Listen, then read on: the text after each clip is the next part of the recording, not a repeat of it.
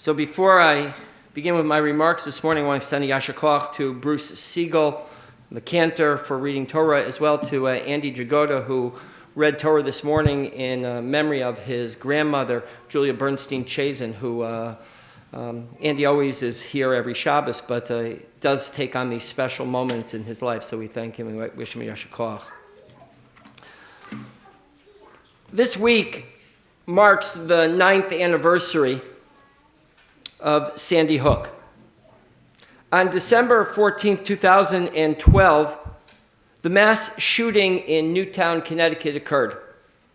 Simply saying the name of this elementary school in the town of Newton brings to mind the carnage wrought by senseless gun violence, leaving 26 people dead. And most people in this room recall that day and the heartbreak that we felt as a country. And many responded, some immediately and some over time. Some immediately took up the issue of gun legislation. On May 10th, 2013, a task force of 28 people appointed members who decided to demolish the school at Sandy Hook. By March 2014, $11 million had been raised in donations. By January 21st, 2015, the Newtown Legislative Council voted unanimously to purchase and tear down the shooter's family's home in order to replace it with a park, a wildlife sanctuary. It wasn't the first, and it certainly wasn't the last in what has become a nationwide epidemic of school shootings. Every time it happens, we hold our children closer. We pull them in a little tighter. Recognize the fragility of life. I always say that it's proximity to death that makes us aware of how fragile life really is. Proximity to death makes us aware of the fragility of life. When we're in the company of those people who are in pain, when we're in the company of people who are near their end, we can't help but feel how fragile life is, and we can't help but want to help. So the only message I share with you this morning is a simple one. When you're in proximity to people who are suffering and your instinct is to help, don't fight it. Help. Literally, in this morning's Torah reading, Jacob and eventually Joseph arrive at their own deathbeds. They're so close to it, and they know their time has come. The Torah teaches, Vayikrevu Yemei Yisrael Lamut. Jacob grew closer to his death. We know the Torah means what it says, but I ask you to pause for a moment and imagine what it means to be in proximity to your own conclusion. To remember the last 2 years as the death toll was rising and the daily reminders of how many people had passed away. It forces each and every one of us to take an accounting, or as they say in AA, to take an inventory. It forces us to realize how vulnerable, how reliant we really are. And so the verse continues, Imna matzati chen beinecha v'asita imadi chesed ve'amet. Jacob says to his son Joseph, do me a favor. As I lie here on my deathbed, do me a favor. Don't bury me in Egypt. Do something kind for me. Oseh chesed ve'emet. Do for me an act of kindness. Can you imagine how hard it must have been for Jacob to ask something of Joseph? You remember the story. Joseph had been set up by his father many years before. Jacob had sent him to find his brothers. And we know how that story ended. Jacob's other sons attacked Joseph, literally, threw him in a pit, then decided to sell him into slavery. You can imagine what Jacob must have been thinking when he saw Joseph all these many years later, how responsible he was for the sibling rivalry that had amounted to his being sold into slavery. And you can imagine the guilt he must have felt over staging that. And yet, at the end of his life, Jacob turns to Joseph and says, Joseph, can you do me a favor? Can you imagine the strength it must have taken for Jacob to dig down deep and recognize he's at the end of his life and he's reliant on Joseph? So powerful. And Joseph's response is immediately, of course. The anger must have seethed in him, but Joseph responds, in this hour and at this time, I'm here for you. Incredibly powerful words are those, but more powerful are the words that Jacob offers. I need your help. Not I want your help, but I need your help. Again, I ask you to remember, to pause, a time in your life when someone needed your help, but they couldn't muster the inner strength to ask for it. Or remember a moment when someone did ask you for help, and that sense of capacity that you had in that moment to be able to assist someone. The request is profound. It's what we're called in our tradition the ultimate act of kindness.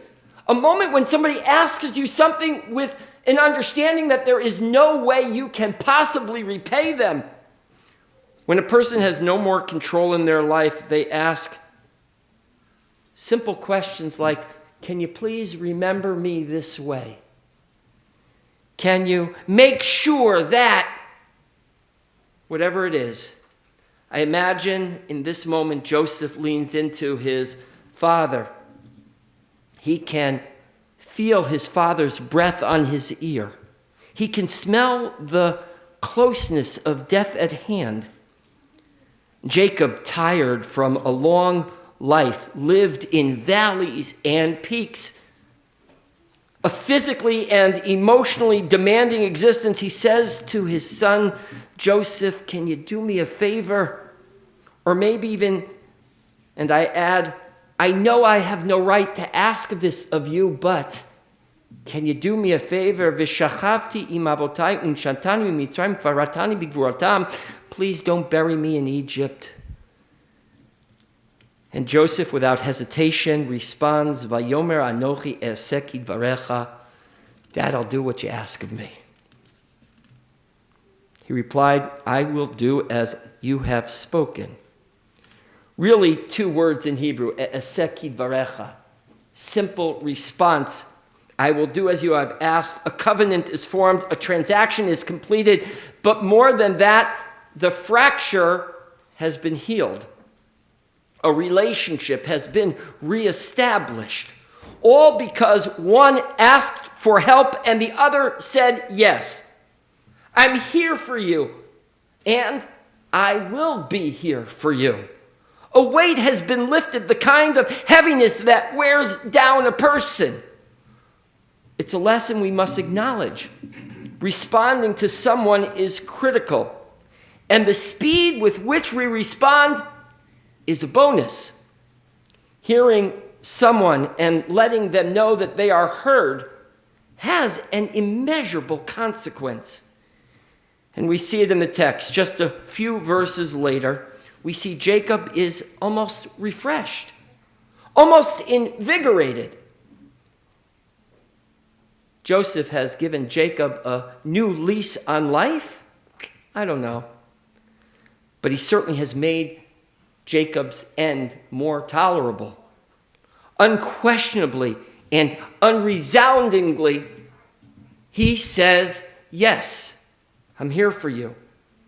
And when Jacob was told, your son Joseph has come to see you, Israel, says the text, summoned the strength and he sat up in bed. Once infirmed, unable to move, now he can get himself up in bed. Maybe it's an imperceptible change, but for those of us who have sat at the bedside of a dying person, it is the small, fractional movements we all look for. We ask each other, sitting together around our loved one who seems to be exiting this world, did he blink? Did he move his fingers? And then it's Yeshayahu Levi Horowitz who sees it too. It says, he says to us, Vayitchazek Yisrael ve'yashev al hamitah, that he strengthened himself and he sat up in bed. Chizku umushavo ha'itan haya over al mitah shaita mitato shlema. This moment of strength, says Yeshayahu Leibovitz, shows us that he has come to peace with himself, with his life, with his actions.